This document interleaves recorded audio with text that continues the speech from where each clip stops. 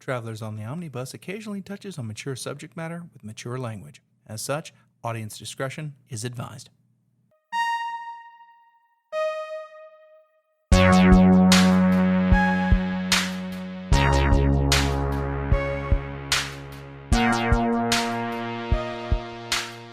Welcome to Travelers on the Omnibus, a field trip through nerd and pop culture. My name is James McCarthy, and welcome back to one of our bonus rest stop episodes, where we take content cut from a previous episode, but we'd like to present it to you because we think we kind of brought up some interesting topics. This is our second volume in our Magic the Gathering Now series. Can we call it a series that's just 2 volumes? Well, we'll see.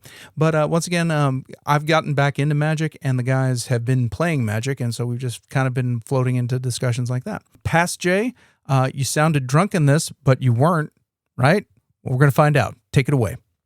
Welcome to Magic Corner, starring James McCarthy, where I talk about a hobby that I came back to just to spite myself. So I'm continuing in my pet, and so I also have now purchased the Y'shtola. I believe it's like Sorcerers and something other.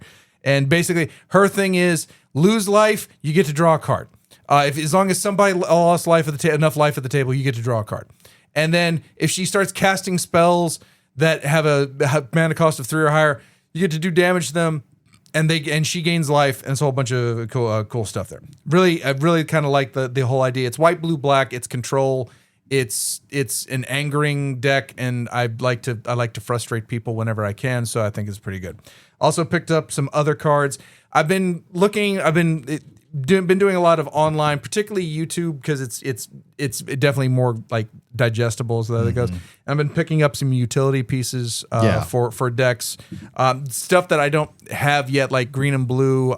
Growth Spiral really kind of sang to me. I like the idea of being able to play an additional land card if you play one and then you hit Growth Spiral where you draw a card and play another one down. I like that kind of ramp up. I think it sings for green and blue very much, so I'm glad to have that in there. Goblin Electromancer. My intention is to eventually get VV and put together. It's either going to be red, blue, or red, white, and blue for that deck, and I want it to be about generating mana and generating a lot of spell stuff. Yeah. I think I have my commander picked out for it. It is actually not VV. VV is actually going to be a piece of that. And looking to have some fun with that, but I picked up Goblin Electromancer, which is a go-to. Like that's a 2/2 red and blue, and your red and blue spells cost you one generic less or waste, I guess now, who knows. But yeah, that just it makes it easier to cast everything else. Just really good to go there. I picked up multiples. Yes, I'm aware this is a one format, but if I want to build additional things, I don't want to necessarily have to swap cards around. So that's kind of one of them there. And then finally, what everybody like is as soon as they saw him, which I don't know why this card is as cheap as he is, but Kutzel Malamet Exemplar. Yes. Yeah, one colorless, green and white. Your opponents can't cast spells during your turn. Already, I love that. Yeah. Like, all right, let's shut them out. Like that's very white mana. And then the green mana part is whenever one or more of your creatures you control with power greater than they normally start with deals combat damage, draw a card. Okay, cool. I'm all for that. I think that's really good utility in a green and white deck, especially if you can ramp the mana up. You can probably get them out turn 2. Yeah, and yeah, so I'm really kind of excited about that. Finally, some of the bigger purchases. I'll mention too. Let me mention this generally. I am fixing the mana curves on all of these Final Fantasy decks. I know we talked about it in the rest stop. That was the previous episode to this one, but yeah, man, like I.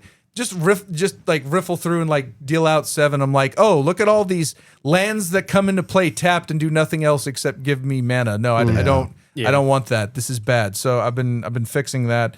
But 2 cards that Kadama of the West Tree. Yeah, that's probably if I do other green decks, that's probably going to be something that shows up a bunch. That card's ridiculously good. Yeah.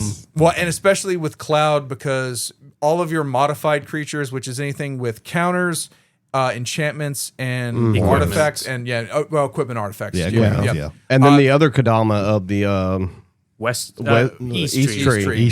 You get to put things into play for free. So whenever you play something, you basically get to play something again. So you put a land into play, for free. Yeah. And the other one, which our dear friend of the show and soon to be having his birthday, Jason Holder, formerly of the Whiskey and Wrestling podcast, he gifted me an Aether and Prewin from Final Fantasy. It's a mythic artifact. It's a legendary artifact. Equipped creature has base power and toughness XX, where X is your life total. Seems pretty good. Yeah. And so it's very nice. I've been kind of pulling the lifelink parts of that cloud deck out of it, mainly Aerith. But I put lightning back in, which that she does have lifelink, and so that I think this makes a good one. And again, Cloud being when he comes into play, red green Cloud for the commander deck. When he comes into play, he just attaches something immediately. And especially when you want his 7 power trigger to go off to gain treasure tokens, I think it's pretty big. So I'm really enjoying kind of getting back in the hobby and building things, and I can't wait to hand some of these decks off to folks and see how they play them. Yeah, I was looking through your cards, and you got a lot of like really good staples, and it's always good to get multiples of these things that usually go in a lot of. You never know when some of the cards are going to go up in value. Also, yeah, and it's always annoying when you're like, fuck. And the Goblin Electromancer, Jesus Christ. It's always annoying when you need a cheap card because it's like, well, now I have to go hunt down this card that's like 10 cents. Fuck. And then you have the opposite problem though. Like I waited a little too long when I got my Great Hinge because initially the card was like $20 when it came out. Yeah. I was like, I don't want to really spend $20 on this card, and then it like doubled within a couple of months. Yeah. And then I paid $40 for it, and now it's $80. Yeah. So yeah, because the Great Hinge is just a good fucking card. it's a good card, and it hasn't been reprinted to fucking infinity. Yeah. Like Ristic Study has gone down in price over the past couple of weeks. It was $60. It's now like right now it's settling at $50 for the minimum. Are they doing that for a reprint reason or just the way it's fluctuated? It's already been reprinted several times. Wasn't Most it in Final Fantasy? most reprinted in Final Fantasy on the bonus sheets. Bonus sheet. I was about to say I knew it was a bonus sheet, but I couldn't remember if it was. They or not. fucking like. I'm gonna hold on to it for like until it bounces back. But they fucking tanked Ancient Tomb because Ancient Tomb was like 125, and then it got reprinted as one of the space. One of the space lands. One of the space lands and Edge of Eternities, and it tanked to like $60 or something. Yeah. But it'll go back up within a month or two. Yeah, I noticed in Y'shtola, Temple of the False Gods in there, which is another one of those 2 mana generated. That one, you can't tap it until you have 5 lands in play. Yeah, that's a bad card. They put that in every commander. They not as much, but they did it for a while. Yeah. It's in most commander decks. It's a bad card. And like I said, like I think we talked about this last week, like the mana bases in the precons that have come out in the past like year are way better than what they used to be. For sure. Like they'll actually put some of the fucking cards that like don't necessarily like they're conditional, but they might come in. If you do the right things, then they won't come in tapped. Yeah, like, the only thing that I don't foresee them ever doing, if they do, it's going to be like a specialty thing or whatever, or like shocks or fetches. Like they really don't want to do that. Yeah, they need to put the Battle Bond lands in if they're gonna put the other check lands in there, they need to put those check lands in there because check lands, for people listening that don't know, in Magic, are lands that have to have some sort of thing to check whether or not you meet the requirements for the land entering untapped. Such as if you have like 2 or more opponents, if you have 2 or more opponents, if you have 3 or less lands, if you have 2 or more basic lands, and so forth and so on. But I mean, and they're fine, A lot of times they enter tap, but not every time. Yeah. I like to talk very briefly about filter lands. Never have been a fan of them. Really? No. I don't like the ones that are like a generic tap to get two of the color mana.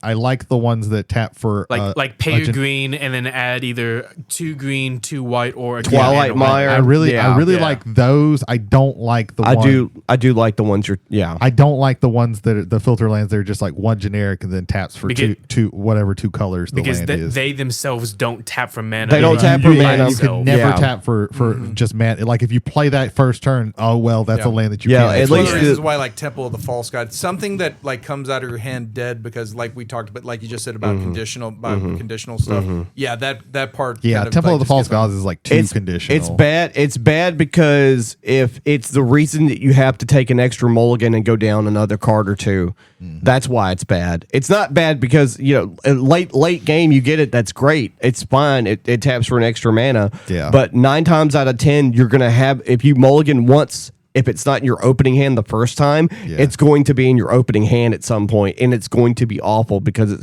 now if you're playing mono black and you have or mono green or anything where you have like a Yabamaya or Urborg and you can still tap it for mana or a lantern, that's fine. A chromatic lantern, that's fine. But if you don't run any of those cards, it's terrible. Yeah. But at least those the original Shadowmoor filter lands, like Twilight Mire, at least those tap for a mana, and they also give you the option of getting double one color, double the other color, or shared one of each. So there's a lot of flexibility with those. To me, like I would be the one that's like, okay, I'm done, and then I go to your turn. I have one. No, I don't. Well, they're don't get me wrong. Like in a vacuum, they're also bad, but they are better than other versions of that ability. Yeah. But no, I don't want run filter. I think the places that those sing the best are only in 2-color decks. I think in 2-color decks they're fine. Outside of that, questionable. That's a super sign on for me because if you have a third color that you use. And you have a land, like one land, like mountain comes down, you can tap it for red. It'd be weird, like if I need red, white, and blue, and I've got the filter land for white and blue. Do I turn a red into a white and a blue? Because I think some of those are also like it's a colorless mana that goes into that. I think I'd have to look at them again. Yeah, I mean, there's usually two types. There's the one that it just you spend one of anything, tap it, and it taps for like a black and a blue or a red and a white or something like that. And then there's another one that like it can tap for a generic, but they can also you can put one of the 2 colors that it's in. Say if it's red and blue, you can put a red or a blue into it, and then you get either red, blue, or blue red. Yep. Yeah. Also, another thing about the filter lands versus most of the other lands too is that they're not conditional as far as entering tapped or untapped. Yeah. They enter untapped, which is a bonus. Much like the other check lands, there's one based off of one from Future Sight called Something of Tears, and it's like it taps for a blue River of Tears. It taps for a blue normally, but if you have a swamp, it can also tap for a black. Yeah. But it comes into play untapped. That's what the Verges all do. That's what. Yeah, those are the new versions of that. The Verges, all the Verges. I really like the Verges. I like the Verges. I think they're fine. Good. I think they're fine. So I was talking about this with Jay, but like the mana base to me is like so fucking like figuring it out is so fucking boring, but it's also like one of the most important parts of Magic. Arguably, it's the most. important It's part. very important. But I also like, and it's also the part that like you can really put money into. Well, yeah, because the thing is, like, you don't realize how much consistency you need until you put like 2 fetch lands in your deck. Yeah. And then all of a sudden you're like, oh man, I can just get this Triumph on turn 1. Yeah. Consistently. Yeah. That's really good. Yeah. Triumph on turn 1 after everybody else has played, so you can pull it in. Or wait, it has to play as a sorcery, doesn't it? The fetch. No, it's at any time. time. So you wait for everybody, and then it comes in. If you need to get a shock instead to counter something with like an offer you can't refuse or something like that, like you can wait. Yeah. Or if nobody does anything, you can just get your Triumph on turn. But for me, who like I try not to. Every once in a while, I will with a deck or two. I have kind of like spent more money on stuff, but I still like try not to, because like you can spend a lot of fucking money on. Like to get your Urborg or your Yavimaya or something like that. Those are expensive ass cards. Right. And that's typically what happens for me is like my Abzan deck is my main deck. Yeah. That was the deck where like I needed legendary lands to trigger Yoshimaru, and it started with that. And I would get one every once in a while until I got the deck to where I wanted it to be until I got upgraded. That was the main deck that I needed those lands for. And then like, I wait until I find a deck that I'm like, this is a deck I'm going to be playing a lot before I start putting lands that cost more than $5. Yeah, I try not to spend too much on it. So like I'll get the Verges. I'll try and get every check land that I possibly can. That's right, but like you can also like justify like doing that because in certain decks, for example, like and I don't want to get on too long as a side topic, but anyway, like in my Sultai deck, like my win condition is like Torment of Hellfire. That's the most expensive card outside the lands. Mm-hmm.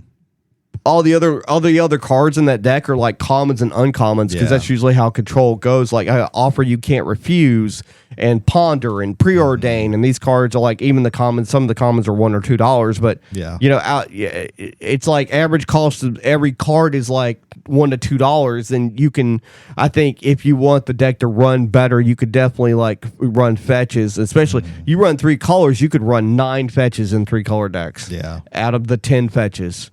And pretty gross stuff there. Yeah. It's like when it comes to like fetches and shocks are the things that like I just haven't like broken down. They just recently did the shock, and the shocks have dropped, thankfully. Yeah. And now is the time to pick shocks up because they will bounce back up again. Specifically, polluted delta and flooded strand. The blue, black, and the blue, white. Well, no, specifically those two, blue, black, and blue, white. Well, yeah, because arguably with red and green, you can go outside. Like if you got like some sort of elf where you're getting things to tap greens and things like that, you can kind of at least avoid that there. But that like blue, white, blue, black, like blue always feels like it needs mana at all times, and it's harder for it to draw that than typically. Ethan can tell you, and he can like sound off on this. Before the fetches got reprinted the first time in Cons of Tarkir, the Scalding Tarns were $80 Jesus Christ. $80 for a fetch land. I sold a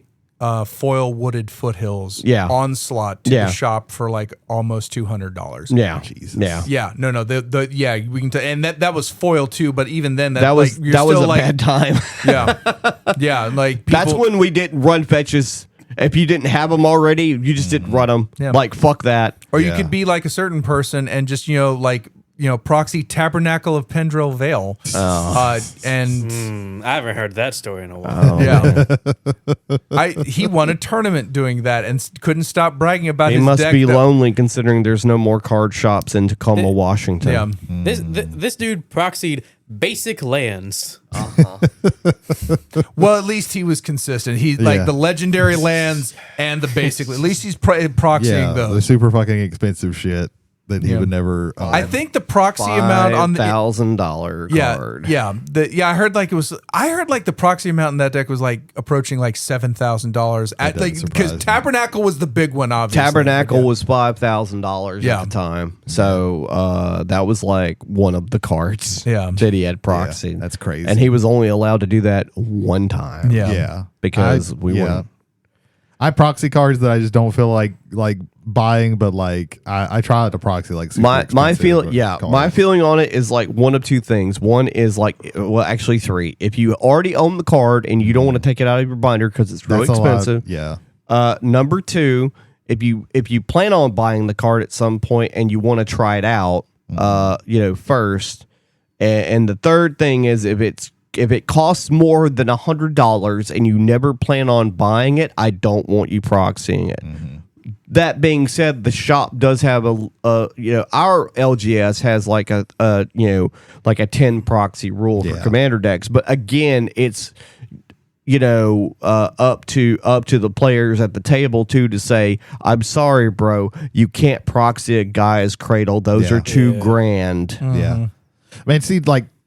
I am fairly cheap minded when it comes to Magic. So for me, like a $30 card is like expensive. Like that's more than I want to spend. I agree with you. That's $30. That's more than I want to spend on a card. Like I'm about to give this man like nearly $70 for 2 pieces of cardboard tomorrow. When physical games were more prevalent, I did not spend $40 on a card. I would buy a video game. Yeah. But things have things have changed. Yes. My ruling on proxies is if I'm going to proxy a card for a deck, I have the sole intent and purpose of purchasing that card so I can So, Well, like I said, unless you're trying the card out before you buy it. So, this week I went into the deep dark corner of my closet and I got all of my old Magic cards out. And I found a Mox Diamond that has only been touched once when I broke it from the Stronghold pack and put it directly in the binder. Yeah. Yep. And I was like, oh, let's see how much this thing is going for. $650 heavily played. Yeah. That means that somebody ate that thing, shat it out, and put it back in a fucking most sleeve. of the boxes are like super expensive because Yeah. they put them in CEDH decks. Well, CEDH and also with Mox Diamond. Like Mox Diamond is the affordable one out of that because it wasn't after the main Moxes from the original series. Well, all those are banned anyway. And they're banned anyway. And but also Mox Diamond is on the reserve list. It is. And that status there instantly gives it like another C note on top of it. Right. So if I were to, I would say, hey, I have a Mox Diamond. And I've shown it to people. It's like, I have this card. Yeah. I'm proxying that because most people at a card shop are decent law-abiding citizens. Yes. That is a fact. Yes. People are like, oh, didn't know.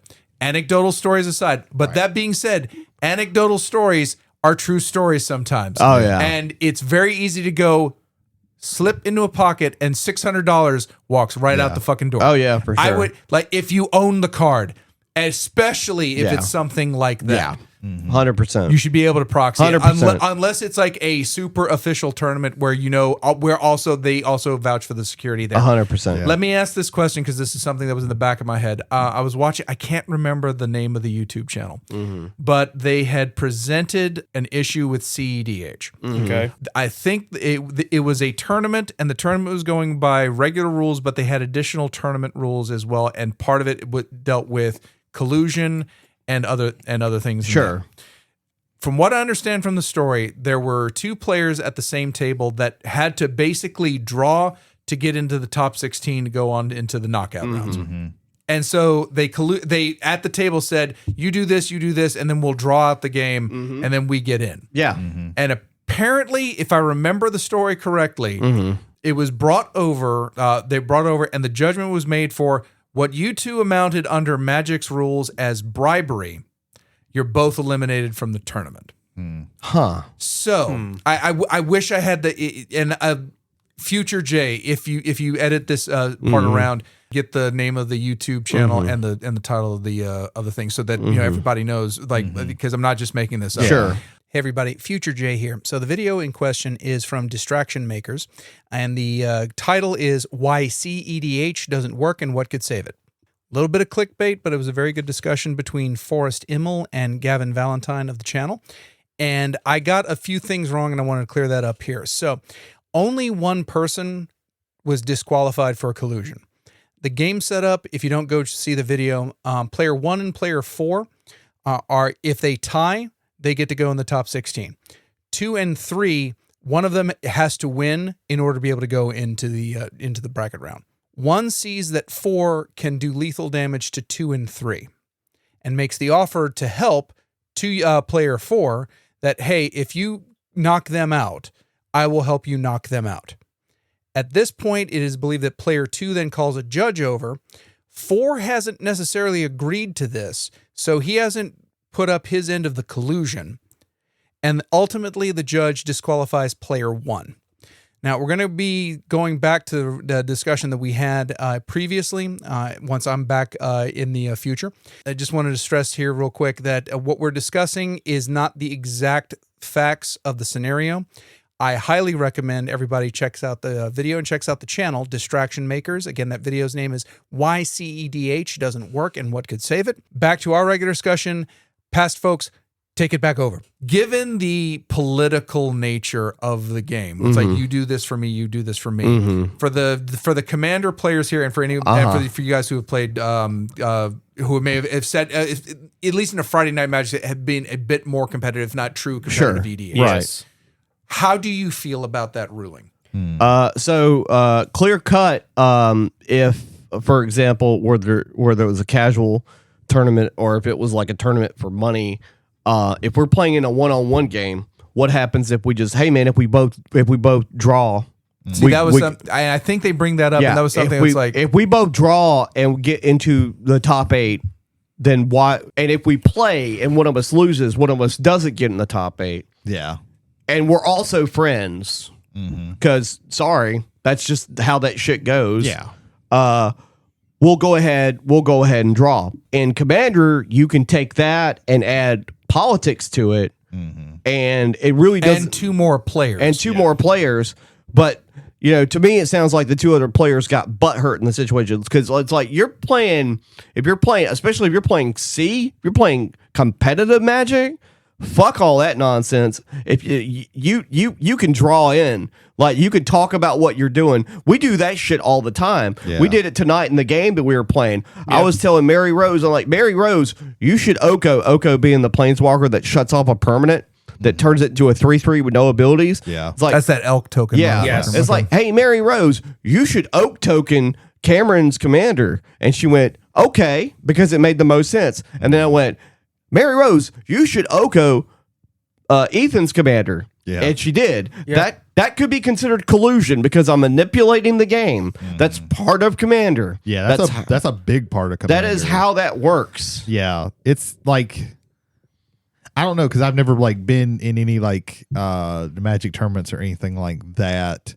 so it's hard for me to say. But yeah, like that, especially when you add in like Commander, like that's really a big part of the game. That's part of the game. Is that collusion? That is part of the game. Really, like part of the game. Like a lot of times is like collusion. You collude. It is. You're like, okay, this person is the problem. So you, and you, we gotta fucking do whatever we can to knock them down a peg, or else we're gonna lose. And 90% of the time, when I'm the threat and it's obvious, I'll tell even new players like, you want to swing at me. Yeah.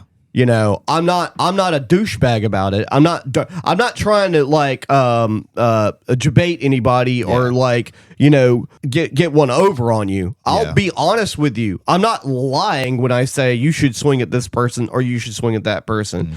I am, of course, most of the time when I point those things out, I'm benefiting from you not touching my stuff. Yeah. But when I told Mary Rose to Oko both Ethan and Cameron's commanders, I didn't have shit on my board comparably to, because Oko can only touch a creature or an artifact. Yeah, it really sounds like that it was a situation where there were Somebody got there were butthurt. 2 other players, and those 2 players got really butthurt. Yeah. But I would say, like, at that point, you need to try it. Like, you both have, like, everybody at this table has super high powered decks. So if they're colluding, then that means you should be able to. Yeah, for sure. Like, I will say that the discussion also touched on the way Catan handles at their world tournaments, how they handle collusion, because that's another series of games. When you have a multiplayer board state, and it's not a knockout situation, I think this kind of and then in the ultimate game of this, where it is a knockout situation, poker,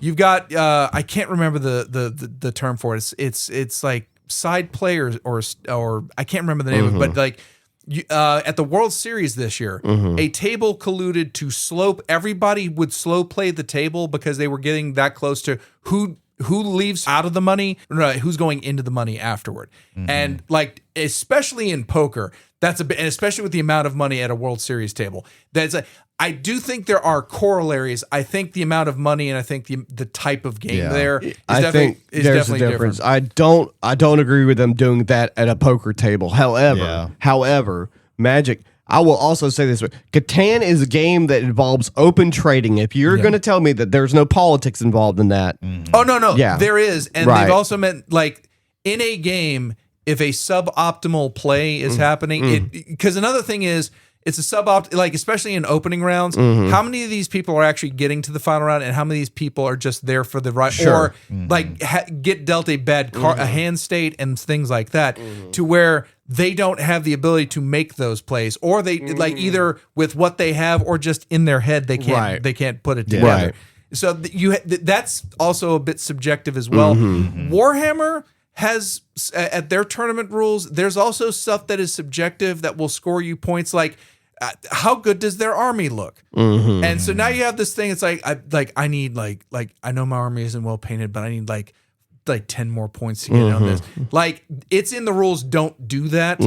But where is the stop point and how do you determine it? Like that one's openly inactive, but if somebody looks over, like if somebody has a chance to look at the tournament sheet and see where people's points are, it's like I'm playing Necrons, and for some reason I don't want to play this Drukhari because they have a lot of shit that's going to kill shit before it resurrects, and it has a lot of shit that avoids my armor. So this guy I'm playing, if he loses but gets this amount of points, he can go in there. Those mental maths are going in there, like that on the board there. That isn't even necessarily the person you're playing against may not even trying to collude with you. Yeah. It's just that it benefits me to prop him up to avoid something else. I think that was something also that was mentioned that I'm sorry I don't have No. Yeah. But that is like every fucking one-on-one Magic tournament I've ever been to. Yeah. When the results after the first or second round are up, it's like, okay, I'm 2-0, which means I've got 2 victories and no losses. And okay, this guy next to me, okay, he's 2-1. I'm probably not playing against him. And then you talk amongst your friends, you'd be like, okay, if you play, also talking about collusion and also open discussion about things. If you're playing in a tournament that's not a big enough tournament where they actually have to have like deck lists written down or whatever, you play in a limited tournament or whatever. It's like, hey Brady, I played against Ethan earlier and I beat him, but I just want to let you know that he has this Planeswalker in his deck. So whenever you play him, look out for it. And be able to see that's all. It's all part of the game. Yeah. So I don't know about it. Yeah. It's a really tough. That's a hard nut to crack there. Like I've played in like card tournaments before, but like all I've really ever done in a card tournament is go, okay, I'm sitting down. I'm going to try and beat this person. Yeah, no doubt. Most of the time, that's how I am. I'm going to try and beat this person. That's how I am. I usually just don't think about that because I'm just not like... Right. I've never been... Like the most serious tournaments that I've ever been in is when we would do Netrunner or Game of Thrones and we would have the regionals over here, or I'd go to a regional. So, I used to play... That's the most serious thing, and even then it's like, well, I'm just sitting here trying to beat... I'm going to try and beat I this used person. to do... that match, I think it's the one that got you into the top 4. Yeah, I think you were playing... What were you playing? And the other guy was playing some sort of Martell, like I think Lannister Martell. That was while I was playing Stark. And that got down to literally like the last round. We played, and I think you got the 15th point of power right there at the very end. And that I can't watch friends play competitively because I immediately want to scream out, Don't do this, do this. And I can't, that's not fair to the other person. Yeah, sure. And I'm just looking at this thing and Gomez is there and Gomez was like, Jay, shut up. It's like right. That one was so fucking tense. Oh my God. Yeah. That's the latest one I remember. That might be like, as far as me looking at another player, that might have been the most tense I'd ever like watched a game before. Dude, yeah. The most intense, I like outside of playing like qualifiers for like the bigger tournaments that I went to in Houston once was the Ironmans they used to do in GG, which you do like sealed for the new product coming out, the pre-release sealed, and then if you got into the top 8 of that, instead of just playing it out with the decks or whatever, you would draft. Oh, and then you would play a draft tournament. Amongst the 8 players, pretty much impromptu. So you'd have to draft. You would have to draft after you go to the top 8. And it would take 6 to 7 rounds to go to the top 8. So that's like 7 hours of Magic, and then playing another 4 or 5 hours of Magic. I went with a buddy of mine. It was Pro Tour New Orleans. I can't remember what year. Sure. But we went over to New Orleans like that. I think I'm like 18, 19. Like I had just finished my first year at Ole Miss, and I had stopped playing Magic because there was no one in my friend group that was playing Magic. Yeah, and he was still down here because he was a junior in high school. So he was still playing and still got the stuff. And so we went over to New Orleans with his dad, and just to sit there and watch, like especially the high end tables. And the low end tables, like the people who don't know what they're doing, playing those drafts that just showed up for it, and then the high end fucking tables where these people are playing like the true game. They're in there. They're in there mentally. Yeah, I can't be in there mentally anymore. That regionals has one of my favorite things that I've ever done because it's really the only time I think probably that I've ever visibly put my opponent on tilt. Yeah. I love he was doing playing that. he was playing Baratheon, and their whole thing was to tap down your stuff. Okay. He wasn't ready. I remember that. That was you played that so fucking well. He swung with a guy, and his power was when he swung. For all the tap stuff, he got more power, and he could also tap down something. Well, most of my big shit that could block him was already tapped, but I had a character who you could tap him, and he would destroy something of 2 or less strength. Now, most people when they use him, they kill one of their opponent's things, but he you just didn't says do you that. could do that. You can kill anything that's Right. 2 or. So I had a dude that was 2 or less power. So I tapped him, sacked my own guy. I had another guy who, when one of my characters dies, everything untaps. Oh. So I was able to kill him, untap all of my stuff, and block with these 2 things. And it's like, okay. And I had a guy that if I won this, I got extra power. And after that, like, the guy was just like, I didn't know you could do that. And I was like, I did it. I did it. There. Bottom line. And like, he was basically out of the game from there. You village bell ringered him. Yeah. Yeah. It's a magic card. You know I what figured. it's also an action in Minecraft. do you know what it does? No, I'm not familiar with that card. Whenever a creature enters the battlefield under your control, untap village bell ringer. And there's a couple of different there's one specific aura enchantment that taps to put a 1/1 elf into play. And when the elf enters, you untap village bell ringer, and you can tap village bell ringer, put a 1/1 elf into play, and it untaps village bell ringer. There you go. Oh, yeah. There you that was go. probably some of the best playing I've ever done in a tournament. setting. Ethan grabbed his I have also- microphone. I've also vigorously. gotten last in several either store tournaments or regionals in both Netrunner and Game of Thrones card games. Let me stress on that. I think at that time, that crew we had playing Netrunner and then playing Game of Thrones, like some of the strongest play groups I've ever been a part of. Period. I legitimately believe if we could have made like more like distant stuff, I think we could have gone to like Worlds, Nationals and Worlds for. That's just me. But I also think very highly of us. So The best optimized play I ever made that I remember thoroughly was we were at the end of a game, and it was me versus my opponent, and we were both playing USA control decks and Snapcaster Mage and Sphinx's Revelation were both in rotation at the time.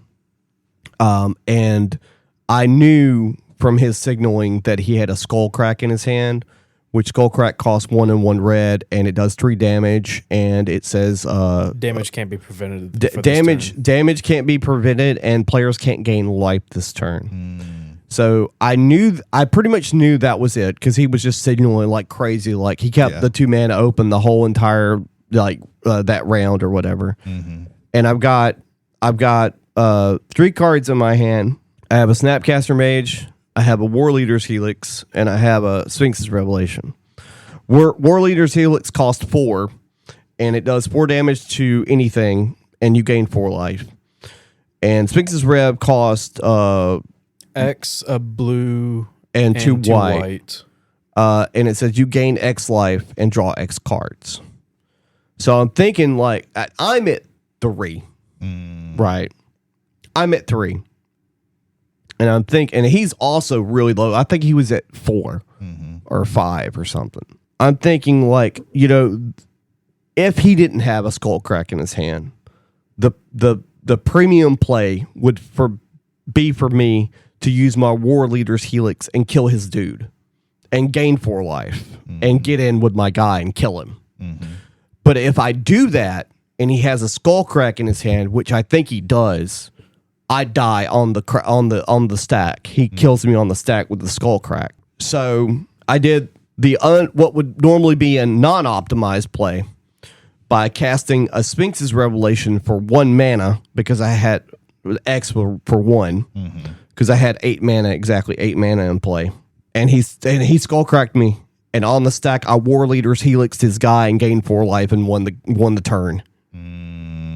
It was just a complicated series of situations where you had to be mentally there and decide on one of two things. And actually, if he hadn't had a skull crack, that would have been a bad play for the way I did it. So Yeah. One of the smartest plays I ever saw.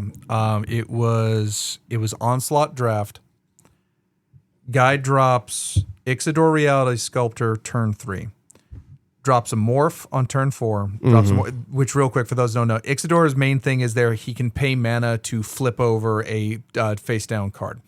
So, and when you play something in Morph, it goes out as a 2/2 colorless creature for 3 mana. So turn 4, Morph. Turn 5, Morph. He's getting the shit kicked out of him. Like I think he's at maybe 2 or 3 life. If I remember. Goes to his turn, swings with both of his Morphs. Guy's like, okay, I can take some of this. I'm tapped out. I'm just go ahead and take it. He pays the mana to Ixidor both times. He flips over 2 13/13 Crows and Cloud Scrapers. They're 13/13 apiece. 26 damage. Won the game. boom. Just to have I am not a patient player. Right. Even when I played Control, it's I couldn't do that. Right. I would have dropped the first one and then the next turn, then I would have swung because I don't think I'm getting another fucking chance to do this necessarily. But yeah, one of the best things I've ever seen in a game of Magic. Pretty impressive. Yeah, because he cracked. It was Onslaught and 2 Legion packs, and he cracked both Cloud Scrapers out of both of those packs. That's disgusting. Which you're not expecting that, Right, but of even there, course. 13 and something else big in there, that could have taken him as well. I'm There's just saying. there's so many morphs in that set. This poor man grabbed his microphone, so say what you were going to say. Okay, I have many opinions on things that we have been discussing. You get 2. No, I'm sorry. Okay. Go. Yeah, you held him to the Okay. end. You get- Okay, I'll limit it to 2. First, That was passive aggressive. Okay, go.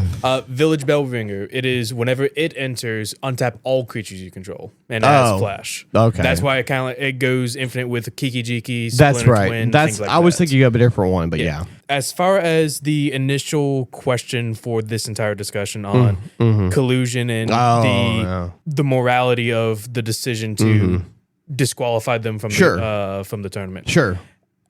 I regularly partake in competitive CEDH tournaments. Yeah.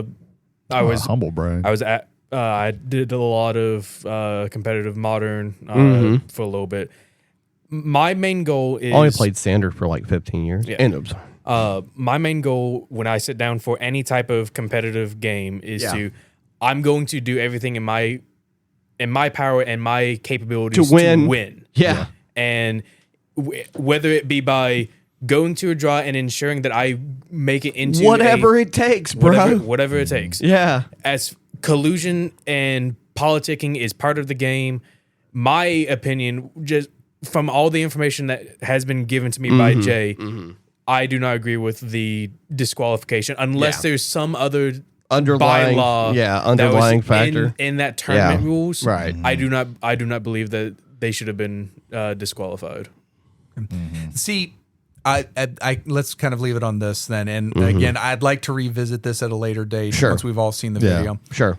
Because again, there's way more information. Sure. I've only given you basically cliff notes and maybe some of them are smudged. But what got me, I could almost say thumbs up. Okay, good, because I'm not really keen on match fixing because there's an argument made that was match fixing. But It always is. But when they went so far as to then take it to the term bribery, No. that's where okay, wait a minute, we need to pump the brakes on this and let's consider this a little bit deeper.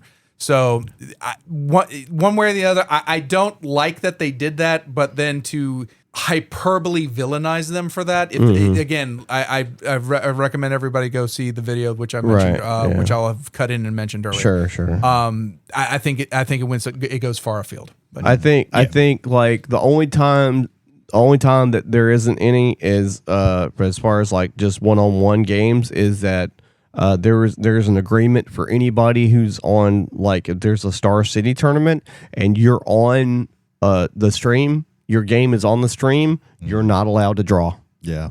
Because you're typically playing for $5,000 to $10,000 on those. You're not allowed to draw on the stream. You can draw later, and they'll boo you for it. But but if you're on the stream, you are not. And if you're in the top of the top, 8 or anything like that, you're not allowed to draw. Yeah. That's that's collusion. All right. There you go. Yeah. This was fun. And we have made it to the end of this rest stop. Ladies and gentlemen, thank you for being passengers on the bus for this nice little diversion from the regular tour. I'd like to thank MacNarb Gaming for providing us with the recording space with which we could present this, our rest stop, to you, our passengers on the Omnibus. If you'd like to leave feedback on this episode, travelersontheomnibus at gmail.com. Again, that is travelers, 1L on the omnibus at gmail.com. If you're listening to us on Spotify, please leave a comment and take part in any polls that are available on this or any of our past episodes. With that being said, ladies and gentlemen, my name is James McCarthy. Thank you for stopping by and enjoying the ride. See you guys.